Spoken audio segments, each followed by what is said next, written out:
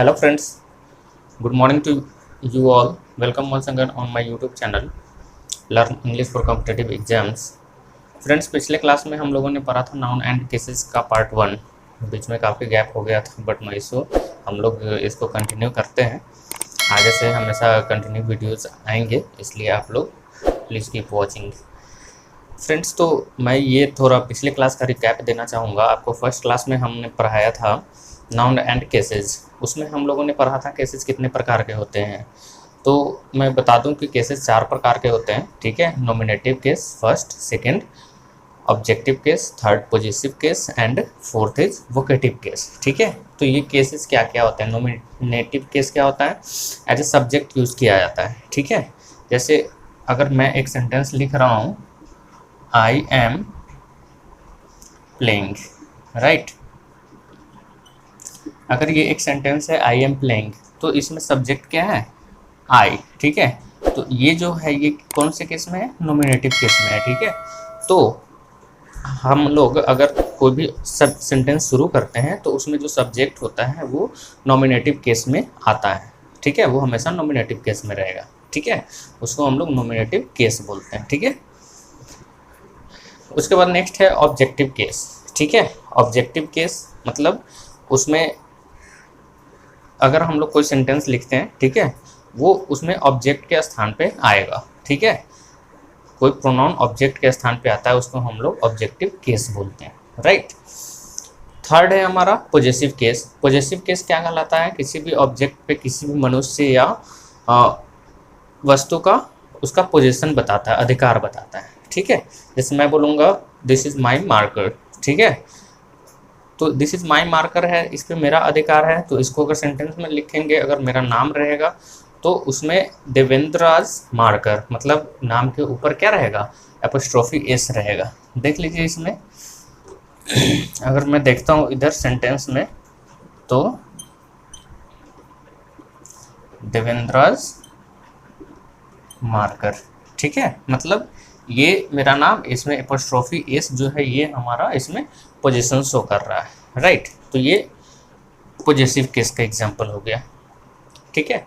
उसके बाद था वोकेटिव केस। वोकेटिव केस मतलब होता है हम लोग किसी को संबोधन करते हैं, बुलाते हैं। जैसे मोहन इधर आना बोलते हैं ना, तो उसमें मोहन जो हम लोग बोल रहे हैं वो वोकेटिव केस होगा, क्योंकि हम लोग उसको आह्वान कर रहे हैं, मोहन यहाँ आओ, ठीक है। तो वो होता है क्या, हमारा ऑब्जेक्टिव केस, राइट।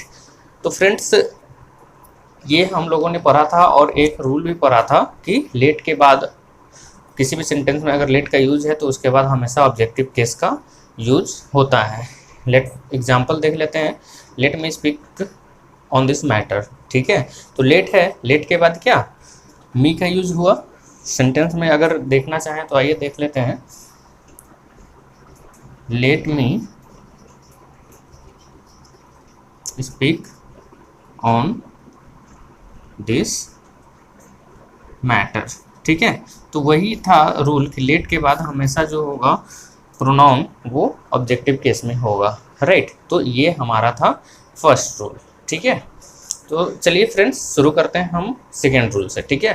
तो सेकेंड रूल हमारा क्या बता रहा है कि after preposition pronoun is used in objective case.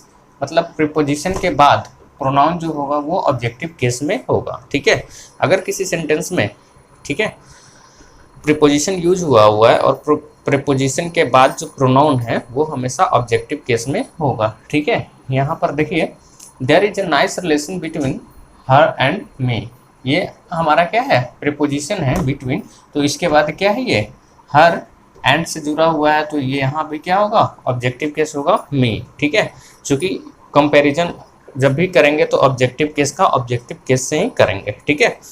तो ये बिटवीन जो है ये प्रीपोजिशन है, इसके बाद ऑब्जेक्टिव केस हर का इस्तेमाल होगा। यही ये रूल बता रहा है, ठीक है।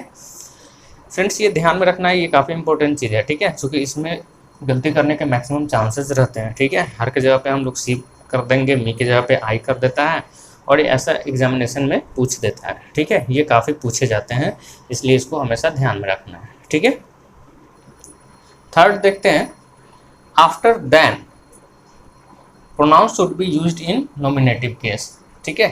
अगर किसी भी सेंटेंस में दैन का यूज है, ठीक है, तो उसके बाद जो प्रोनाउन यूज होगा वो किस केस में होगा, नॉमिनेटिव केस में, राइट। आइए देखते हैं एग्जांपल में क्या है। राम इज बेटर देन सी, यहाँ पर दैन का इस्तेमाल हुआ है ना, दैन, ठीक है। तो इसके बाद सी क्या है, ये नॉमिनेटिव केस में है, ठीक है, ये सी नॉमिनेटिव केस में है। तो दैन के बाद नॉमिनेटिव केस का प्रोनाउन यूज होता है, ठीक है। फिर है you learn faster than he, यहाँ भी देन का इस्तेमाल है, तो इसके बाद जो ये प्रोनाउन है वो क्या है, नॉमिनेटिव केस है, ठीक है। तो ये हमें याद रखना है कि अगर देन हो तो उसके बाद प्रोनाउन जो होगा वो हमेशा क्या होगा, नॉमिनेटिव केस में होगा, ठीक है। नेक्स्ट रूल है हमारा fourth, after if pronoun is used in nominative case, ठीक है। अगर सेंटेंस में इफ का यूज है, ठीक है, तो उसके बाद प्रोनाउन जो होगा वो किस में होगा, नॉमिनेटिव केस में होगा, ठीक है। जैसे एग्जांपल देख लेते हैं, if I were he, if है, ठीक है, इफ़ के बाद ये आई क्या है, नॉमिनेटिव केस में है, ठीक है। If I were he I would have gone, तो ये हमें ध्यान में रखना है कि इफ़ के बाद जो होगा प्रोनाउन वो क्या होगा, नॉमिनेटिव केस में होगा, ठीक है। तो ये हमें याद रखना है, ठीक है। फ्रेंड्स, अब हम लोग देखते हैं यूजेस ऑफ पॉजेसिव केस, ठीक है। अब पॉजेसिव केस का यूज हम लोग कहाँ कहाँ करते हैं वो अब हम लोग पढ़ेंगे, ठीक है। तो इसी में नेक्स्ट फर्स्ट हमारा क्या है, to the end of a singular noun, ठीक है, मतलब किसी भी सिंगुलर नाउन के अंत में वी पुट एपोस्ट्रोफी एस, ठीक है। सिंगुलर नाउन के अंत में हम लोग एपोस्ट्रोफी एस का प्रयोग करके उसको क्या करते हैं, पॉजेसिव केस बनाते हैं। बट ये एपोस्ट्रोफी एस कहाँ पे होगा, फॉर लिविंग थिंग्स, ठीक है, ये लिविंग थिंग्स के लिए होगा। हम लोगों ने पहले भी पढ़ रखा है कि एपोस्ट्रोफी एस का यूज लिविंग थिंग्स के लिए होता है, और अगर नॉन लिविंग थिंग्स हो तो क्या चीज़ का यूज़ करेंगे, नॉन लिविंग थिंग्स हो तो उसके लिए ऑफ का यूज हम लोग करते हैं, ये हमें याद रखना है, ठीक है। जैसे एग्जाम्पल देखिए, राजीव्स बुक, मतलब राजीव की किताब, ठीक है। तो एपोस्ट्रोफी एस, इसका पोजीशन राजीव का किताब है, तो उसके पोजीशन को बताने के लिए यहाँ पे हम लोग क्या यूज़ किए हैं, एपोस्ट्रोफी एस, ठीक है। आर्यन्स टॉयज, आर्यन का खिलौना, ठीक है। तो आर्यन का खिलौना है, मतलब उस पर पोजिशन किसका है, आर्यन का है, दैट मीन्स यहाँ पे आर्यन के बाद एपोस्ट्रोफी एस का यूज हम लोग करेंगे, राइट। नेक्स्ट है आराध्याज पेन, तो आराध्या शीज अ गर्ल, ठीक है, और उसका पेन है, तो इट मीन्स हम लोग यहाँ पे एपोस्ट्रोफी एस का यूज करेंगे उसका पोजीशन बताने के लिए, राइट। सेकेंड है एस एंडिंग प्लूरल नाउन, ये ध्यान दीजिएगा, अगर कोई प्लूरल नाउन है सेंटेंस में, ठीक है, और उसका लास्ट जो लेटर है वो एस है, ठीक है, देन ये केवल एपोस्ट्रोफी लेता है, ठीक है, ये ओनली एक कॉमा ऊपर होगा, ठीक है। इसके बाद एस या एस वगैरह नहीं लगेगा और इसमें ऑफ भी नहीं लगेगा, ठीक है। जैसे एग्जांपल देख लीजिए, बॉयज़ हॉस्टल, ठीक है, बॉयज़, बॉय प्लूरल है, इसमें एस लगा हुआ लास्ट में, तो इसलिए हम लोग सिंपली ये एक कॉमा ऊपर लगा देंगे, एपोस्ट्रोफी एस नहीं लगाएंगे, ठीक है। तो ये हमारा हो जाएगा, इसका पोजीशन बताएगा कि लड़कों का क्या, hostel.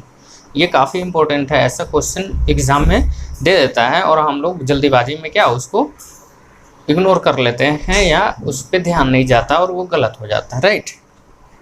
Girls school, girls school में गर्ल के बाद एपोस्ट्रोफी नहीं लगाएंगे, क्योंकि यहाँ पे गर्ल्स लड़कियों का पोजीशन का बात हो रहा है यहाँ पे, ठीक है, इसलिए यहाँ पे गर्ल्स होगा, ठीक है।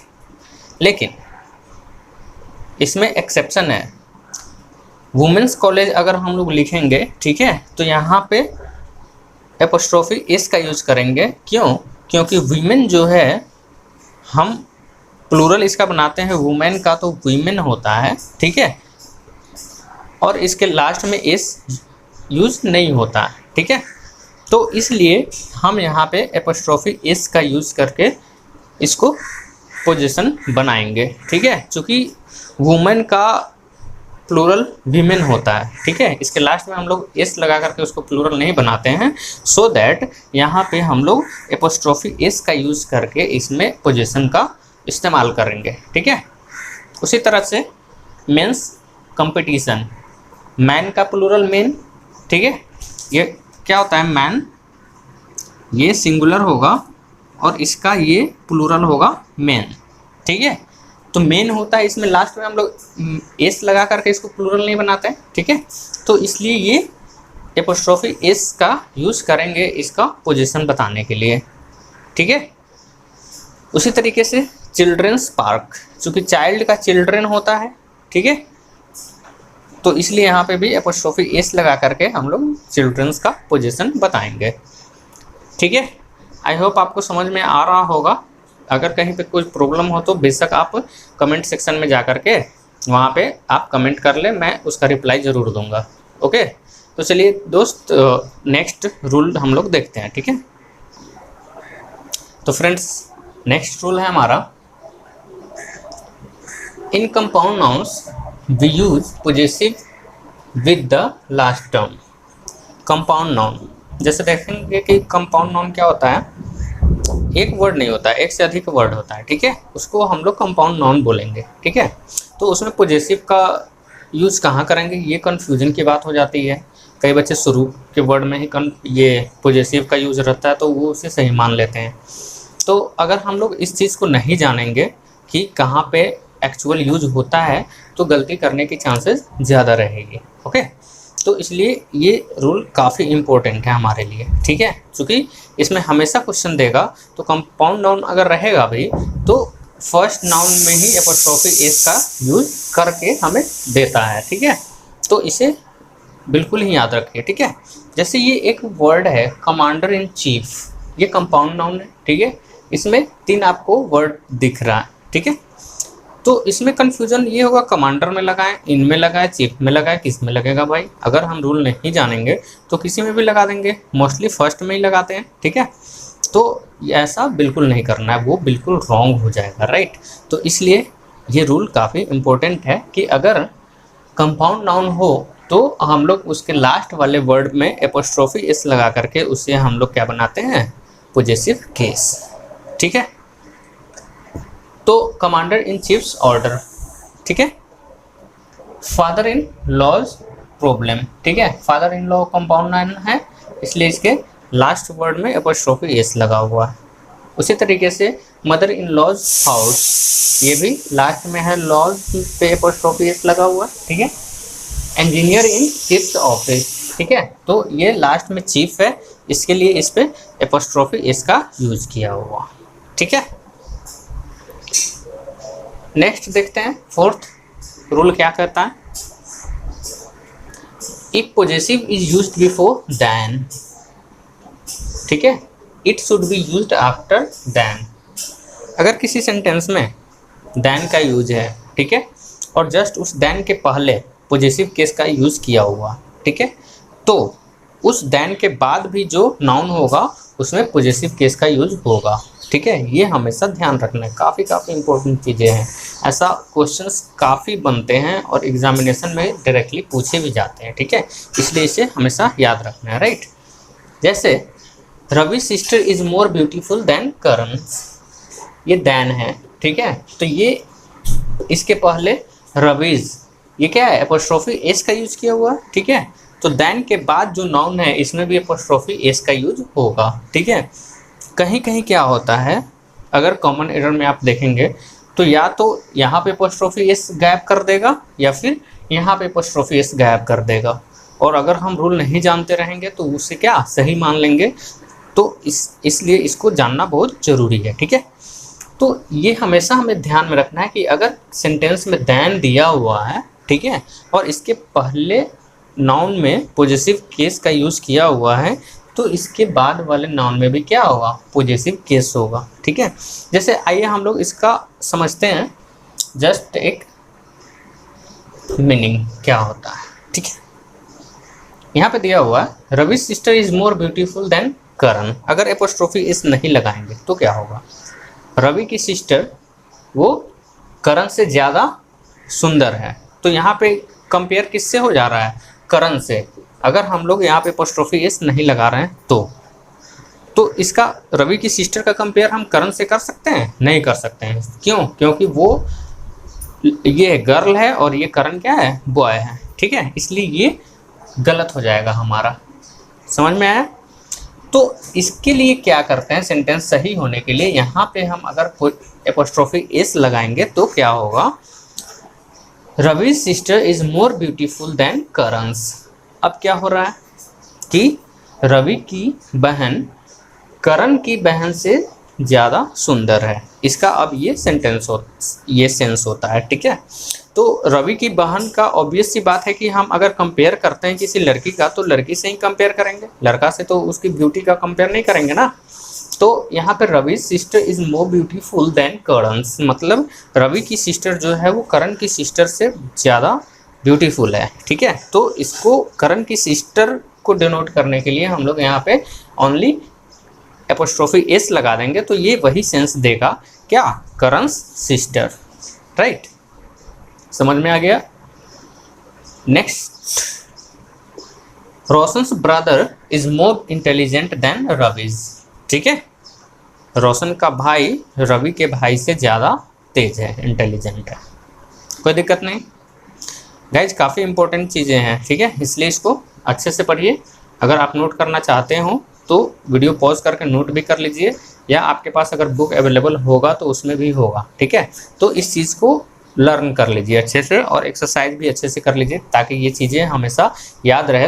अगर सेंटेंस आते हैं किसी भी एग्ज़ाम में तो वहाँ पे आप मिस नहीं करेंगे, ठीक है। नेक्स्ट है fifth, if possessive is used before as, same चीज़ है, यहाँ देन था, यहाँ पे एज है, ठीक है। It should be used after age, तो बोल रहा है कि अगर एज सेंटेंस में दिया हुआ है और उसके पहले पॉजेसिव का यूज किया हुआ, ठीक है, तो इस एज के बाद भी पॉजेसिव का यूज होगा, ठीक है। एज के पहले अगर पॉजेसिव केस का यूज किया हुआ है तो उस सेंटेंस में एज के बाद भी पॉजेसिव केस का यूज होगा, राइट। तो ये देखिए यहाँ पे एग्जांपल में हम लोग देखते हैं, Dolly sister is as beautiful as Soni's, ठीक है। ये देखिए एज दिया हुआ है ना, इस एज से पहले डॉलीज, ठीक है, ये एपोस्ट्रोफी एस का यूज़ किया हुआ, यहाँ भी एज के बाद नाउन सोनी है तो यहाँ भी एपोस्ट्रोफी एस का यूज होगा, तब ये सही सेंस देगा सेंटेंस, ठीक है। आइए मीनिंग समझते हैं इसका। डॉली सिस्टर मतलब डॉली की बहन, इज एज ब्यूटीफुल एज सोनीज मतलब सोनी की बहन के ही इतना सुंदर है, ठीक है। तो यहाँ पे ये मस्ट बी एपोस्ट्रोफी एस, ठीक है, यहाँ पे एपोस्ट्रोफी एस अवश्य ही होगा दोनों जगह पे, तभी इसकी सिस्टर का कंपैरिजन इसके सिस्टर के साथ होगा। अदरवाइज कहीं भी हम एपोस्ट्रोफी एस से हटा देते हैं तो ये सेंटेंस हमारा रॉन्ग हो जाएगा, ठीक है। देन और एज के केस में ये दोनों क्या होगा, सेम होगा, ये हमें बिल्कुल याद रखना है, राइट। चलिए फ्रेंड्स देखते हैं next, if two nouns are closely related, ठीक है, we use possessive case with the last noun.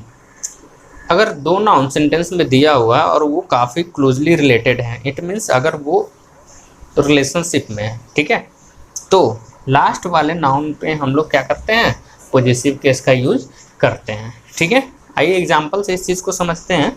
जैसे राम एंड सीता सन, ठीक है, राम और सीता का पुत्र, ठीक है, यानी कि ये राम और सीता यहाँ पे क्या है, क्लोजली रिलेटेड है, मतलब राम हस्बैंड और सीता वाइफ, ठीक है, वो दोनों एक दूसरे से क्लोजली रिलेटेड है। तो यहाँ पे लास्ट वर्ड में क्या होगा, एपोस्ट्रोफी का यूज होगा, ठीक है, और इसका सेंस वही होगा, राम और सीता का पुत्र, ठीक है। सॉरी एक छूट गया ऊपर, कपूर एंड सन्स शॉप, देखिए यहाँ पे दो नाउन है, कपूर एंड सन, ठीक है। तो ये कपूर एंड सन, कपूर और उसके पुत्र, ये रिलेटेड है, क्लोजली रिलेटेड है, क्योंकि कपूर का ही बेटा, ठीक है, उसका शॉप, ठीक है।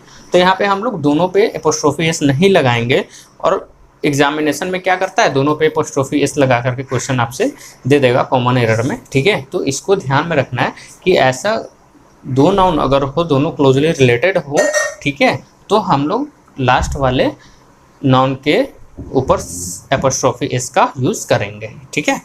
बट यहाँ पे देखिए एक्सेप्शन, किड्स एंड सेलेस पोएम्स, मतलब ये दोनों दो नाउन्स है यहाँ पे, लेकिन ये दोनों क्लोजली रिलेटेड नहीं है, क्योंकि किड्स कोई अलग बंदा है और सेले कोई अलग बंदा है, ठीक है। इसलिए इनका पोएम्स, अगर दोनों के पोएम की अगर हम लोग बात करेंगे तो चूंकि दोनों पर्सन के बीच में कोई रिलेशनशिप नहीं है, ठीक है, तो इसलिए यहाँ पे हम लोग दोनों में एपोस्ट्रोफी एस का यूज़ करेंगे, ठीक है। उसी तरीके से ये है स्मिथ्स एंड एडम्स डेफिनेशंस, ठीक है। स्मिथ भी अलग बंदा है और एडम्स भी अलग बंदा है, ठीक है, इसलिए इस दोनों के साथ एपोस्ट्रोफी एस का यूज़ हम लोग करेंगे, ठीक है।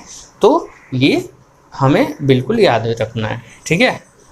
तो ये 6th हुआ। चलिए अब हम लोग आगे देखते हैं, राइट। तो देखते हैं फ्रेंड्स नेक्स्ट रूल हमारा क्या बोल रहा है। 7th, if there is too much sound of hiss सेस सस, ठीक है, मतलब ऐसा साउंड ज़्यादा हो, ठीक है, of the last syllable of a noun we use only apostrophe S, ठीक है, सॉरी एपोस्ट्रोफी ओनली यूज करेंगे, ठीक है, एस नहीं, ओनली एपोस्ट्रोफी, राइट। बोल रहा है कि किसी भी नाउन के लास्ट सिलेबल पे अगर हिस ऐसा साउंड आता है, ठीक है, तो हम लोग ओनली एक एपोस्ट्रोफी कॉमा का यूज़ करेंगे ऊपर, ठीक है, उसमें एस का यूज़ नहीं करेंगे, राइट। जैसे एग्जांपल देखते हैं, जीसस लव, ठीक है, यानी कि जीसस, इसके लास्ट में आवाज़ आ रही है, ठीक है, तो यहाँ पे ओनली एपोस्ट्रोफी कॉमा का यूज़ ऊपर होगा, इसी से पॉजेसिव का यूज़ पोजीशन का शो करेगा, राइट। नेक्स्ट एग्जांपल है मोसेस डेथ, एच छूट गई इसमें, डेथ, ठीक है। उसी तरीके से कंसेंसस सेक, ठीक है, ये सभी यूज होता है, ठीक है, ये याद रखना हमें।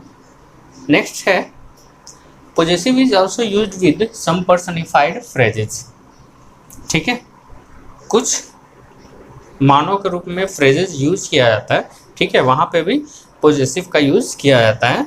एग्जाम्पल देखते हैं, एट डेथ्स डोर, मतलब मृत्यु के दरवाजे पे, बोलते हैं ना मृत्यु के करीब, मृत्यु के दरवाजे पे कर रहा है, ठीक है, ये पर्सन किसी पर्सन के रिलेशन में इसका यूज किया जाता है, ठीक है, सो दैट यहाँ पे एपोस्ट्रोफी इसका यूज हम लोग करते हैं, राइट। उसी तरह से fortune's favour, the soul's prayer, God's mercy, nature's laws, Indian सीरोज, etc। तो ये सभी एग्जाम्पल्स हैं जहाँ पे हम लोग एपोस्ट्रोफी इसका यूज करते हैं, राइट। नेक्स्ट है 9th, the possessive can also be use to show time, distance, weight, age, ठीक है, मतलब टाइम, डिस्टेंस, वेट, एज का यूज है, अगर वहाँ पे उसको शो कर रहा है तो वहाँ पे भी पोजेसिव एस का इस्तेमाल हम लोग करते हैं, ठीक है। जैसे एग्जांपल में देखते हैं, अ वीक्स लीव, एक वीक की छुट्टी, अ माइल्स डिस्टेंस, ठीक है, एक मील की दूरी, अ किलोज वेट, उसी तरीके से अ बैट्स एज, अ डेज मैच, अ स्टोन्स थ्रो, ठीक है। तो इन सभी अगर ये कोई भी पोजीशन से टाइम, डिस्टेंस, वेट, एज ये सभी शो करने का यूज किया जाता है तो वहाँ पे एपोस्ट्रोफी एस हम लोग यूज करते हैं, राइट।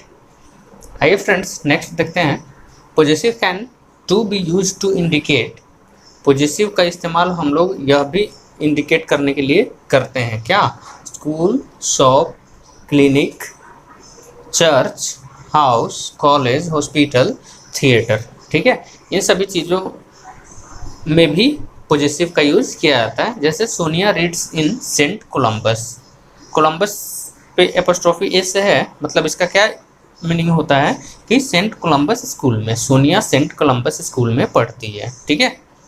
नेक्स्ट है काम्या वेंट टू बार्बर्स, मतलब काम्या किसके पास गई, नाई के पास गई, मतलब बार्बर्स शॉप में, ठीक है। तो यहाँ पे कुछ यूजेज हैं, स्पेशल यूजेज हैं एपोस्ट्रोफी एस के, ये हमें याद रखना है, ठीक है।